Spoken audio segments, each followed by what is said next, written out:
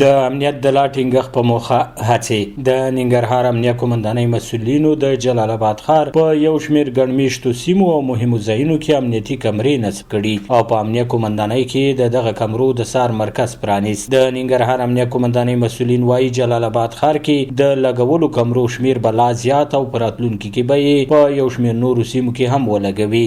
د دوی په خبره د کمرو د څار مرکز کې په 4 ډول دغه کمرې څارل کیږي.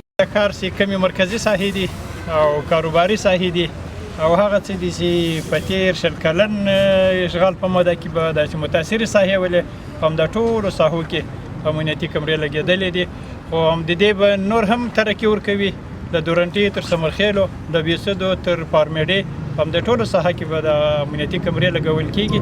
انشاءالله العزیز ټول کار به کول کېږي. په همدې حال کې د ننګرهار ښاروالۍ او اصنافو اتحادیې مسؤلین د امنیتي کمرو د نصبولو چاره خورا ګټوره بولي او د ساتنې په برخه کې پولیسو ته د هر اړخیزې همکارۍ ډاډ ورکوي.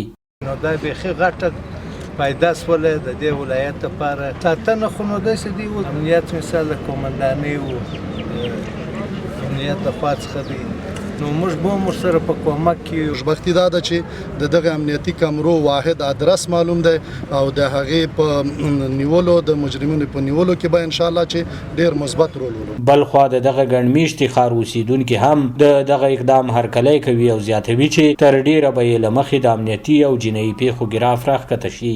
مخکې به د چوک کې پوه شي نفران ویشتل شوي سراپان ویشتل شوي غټې غټې غلاګانې به کېدلې. اوس شکر الحمدلله چې شروع شوي دي یو کار هم نه کېږي او دا کمرې چې لګي دا ډېر ښه کار وشو څوک بې ځایه حرکت نشي کولی. کمرې لګېدلې دي او ډېر ښایسته کار شوی ده امنیتي لحاظ نه ډېر نیک اقدام ده او الله دې دې ته توفیق ورکړي چې نور کمرې هم د ښار په نورو نقاطو کې هم ولګوي چارایانو کې ولګوي کوڅو کې ولګوي. د ننګرهار امنیه قومندانۍ ولس ته د جرمونو د مخنیوي برخه کې د رغنده ګامونو د اخیستلو ډاډ ورکړ او زیاته یې کړه چې اوس مهال که څوک په دغه ښار کې جرم وکړي د دغه کمرو پر مټ به یې په نښه او د قانون منګولو ته به یې وسپاري. سباون ساحل، وحدت نیوز، جلال آباد.